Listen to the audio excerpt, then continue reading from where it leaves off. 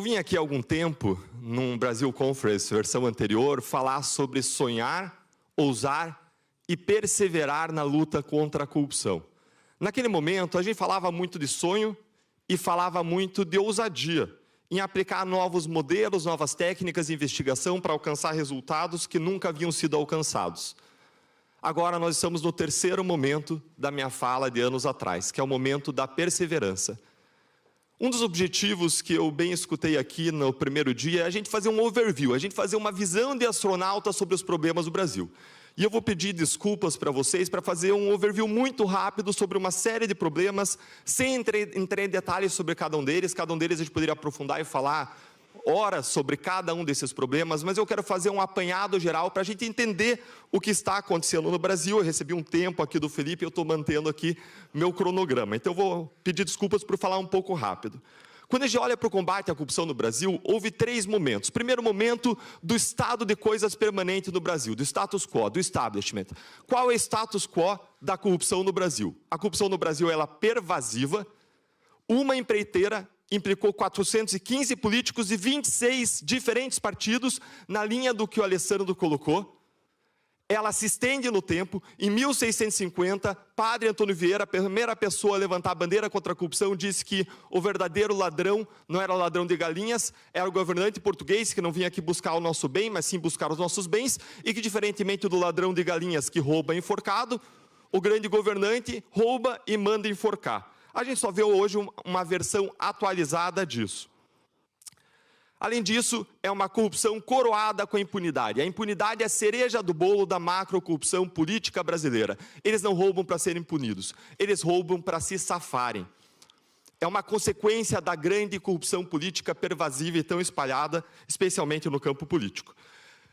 Dentro desse movimento, desse estado de coisas natural do Brasil, veio uma ação. Essa ação se chamou Lava Jato.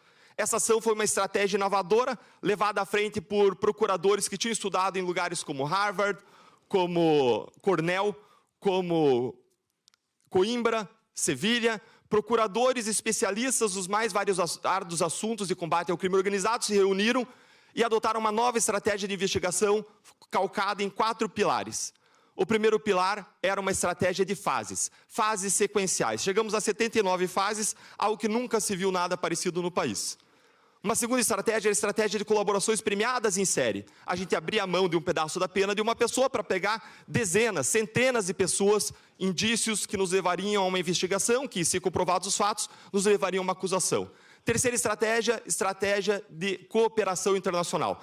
A Lava Jato, ela cooperou mais do que qualquer operação na história. A que mais cooperou antes foi a caso Banestado, 183 pedidos de cooperação internacional. Na Lava Jato nós fizemos mais de 600, com mais de 1/3 dos países ao redor do globo.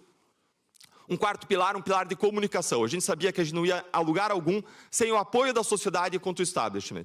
Nós fizemos entrevistas coletivas em série, nós dávamos entrevistas, envolvíamos a sociedade, tínhamos absoluta publicidade em todos os processos para que as pessoas pudessem acompanhar o que estava acontecendo. Isso trouxe uma série de resultados, mais de 100 denúncias, mais de 500 pessoas acusadas, mais de 250 condenações a mais de 2.500 anos de prisão, mais de 15 bilhões de reais em acordos de recuperação para os cofres públicos, algo nunca visto na história. Depois, então, da gente ter o establishment, a gente veio uma ação, que foi a Lava Jato, e agora o nosso terceiro ato, que foi a reação do sistema. Nós tivemos 3 ondas de reação, não necessariamente em ordem cronológica. A primeira onda consistiu em mudança das regras do jogo que permitisse o retorno da impunidade sistêmica. Foi mudada a regra da prisão em segunda instância, acabando com as colaborações premiadas. Depois a gente pode até conversar sobre como isso se relaciona, mas a mudança da prisão em segunda instância tornou a perspectiva de punição longínqua, inviável, desestimulando acordos de colaboração premiada e tornando infactível a prisão de uma pessoa de colarinho branco no Brasil. Em segundo lugar, houve uma mudança da competência da Justiça Federal para a Justiça Eleitoral em relação ao caso de corrupção política. Justiça Eleitoral nunca mandou ninguém para a cadeia na história. Promotores e juízes mudam a cada 2 anos. Não tem como acontecer uma grande investigação de corrupção na Justiça Eleitoral, que prejudica todo o futuro do combate à corrupção. Pior do que isso, aplicaram a regra para o passado, anulando uma série de casos. Em terceiro lugar, o Congresso Nacional também entrou em cena. e mudou a lei de improbidade administrativa, derrubando mais de 40 ações de improbidade que buscavam recuperar mais de 40 bilhões de reais para os cofres públicos, aprovou uma lei de abuso de autoridade, aprovou um pacote anticrime com algumas pegadinhas que prejudicaram o combate à corrupção. Uma segunda onda de reação, além da mudança sistêmica de regras do jogo, foi a perseguição dos agentes que buscaram combater a corrupção. A gente vive no país hoje dos dois Sérgios. Um Sérgio Cabral, condenado a mais de 400 anos de prisão, livre, leve e solto no Rio de Janeiro, fazendo rolê pelo Rio nas suas redes sociais. E outro Sérgio Moro, acusado perante o Supremo Tribunal Federal por uma piadinha de festa junina. Nós temos o juiz Marcelo Bretas afastado, sem que nada relevante que justificasse o afastamento tenha vindo a público até agora, meses e meses afastado.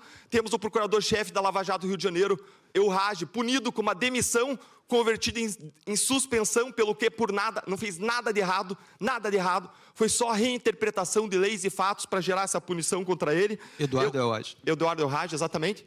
Eu fui punido por criticar o Supremo Tribunal Federal, dizendo que decisões mandavam uma mensagem de leniência em favor da corrupção. Além disso, instalaram um inquérito contra mim quando eu era parlamentar, por críticas que eu fiz, que estava abarcado pela minha imunidade parlamentar. Além disso, nunca ofendi ninguém, não por uma questão legal, mas por uma questão cristã, não entendo que esse seja o caminho.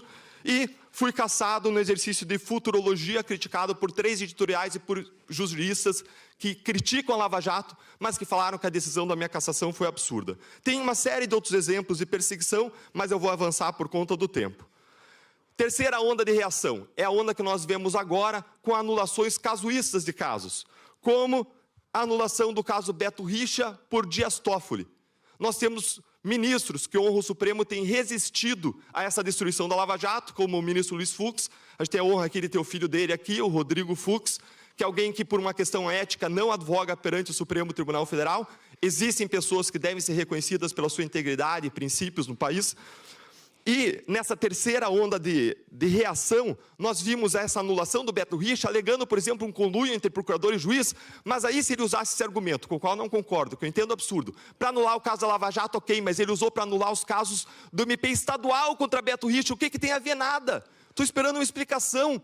Anulou operações que prenderam Beto Richa no Paraná, levadas a cabo pelo Ministério Público Estadual com base no argumento que nem se aplica ao caso. Mais ainda, suspendeu os pagamentos das multas bilionárias da JF, que nem a Lava Jato era, e da Odebrecht, dizendo que houve uma coação sobre as pessoas. Espera aí, o próprio Supremo homologou os acordos de colaboração premiada, reconhecendo voluntariedade em relação aos executivos, como isso, empresas defendidas pelos mais bem pagos advogados do Brasil.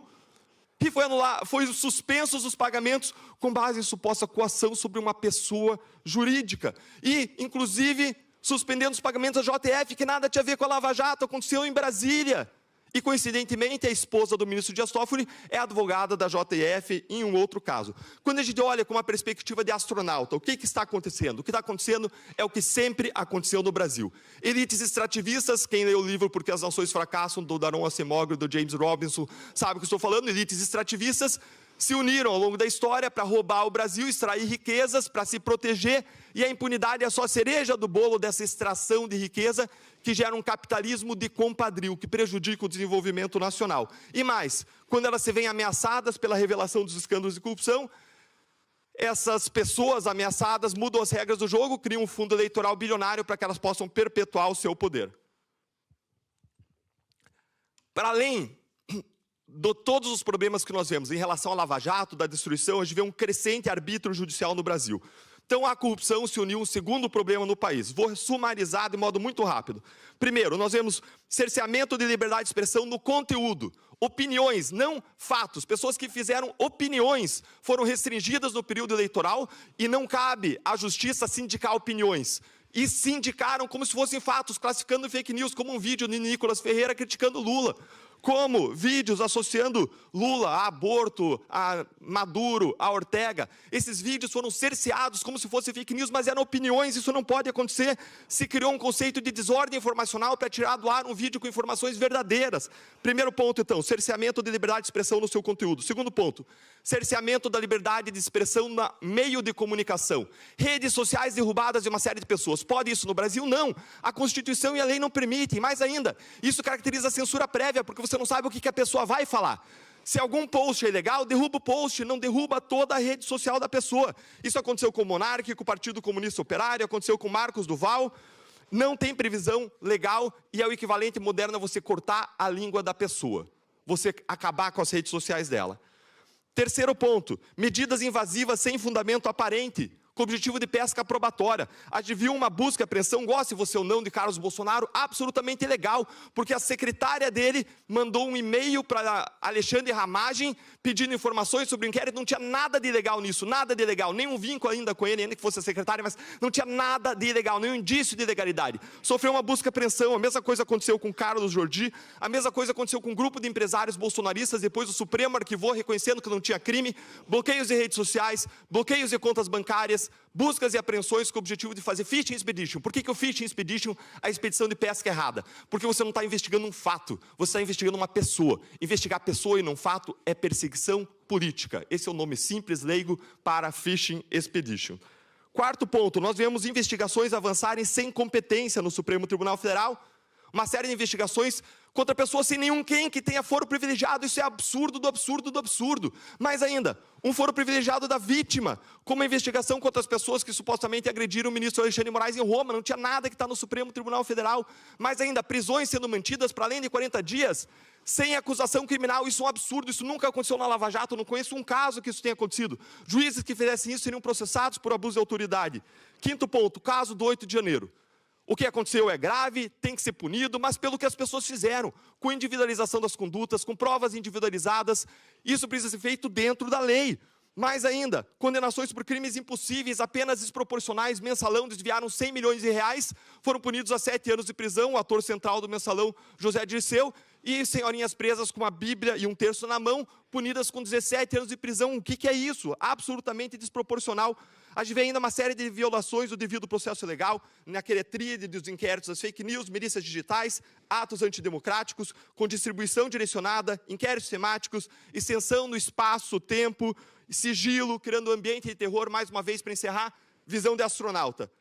Se criou um ambiente de medo no Brasil. Por que existe medo? Existe medo porque não existe regra. Quando você conhece a regra, você sabe que se você passar da regra, você vai ser punido. E você fica dentro da regra. Mas não tem mais regra. A gente não vive mais o império das leis. Nós vivemos o império de pessoas. Esse é o ponto comum entre Lava Jato e o que vemos hoje no Supremo Tribunal Federal. A Lava Jato combateu um tipo de abusos de donos de poder que se arrogavam dos seus cargos para praticar corrupção. Nós vemos hoje um segundo tipo de abuso de poder, que é o arbítrio e o abuso judicial. E acompanhado de tudo isso, vemos a hipocrisia de muitas pessoas que criticavam supostos abusos da Lava Jato, podemos conversar sobre eles, mas que agora silenciam diante de abusos escancarados, 100 mil vezes pior, praticados na mais alta esfera do nosso país. Pode respirar, Deltan.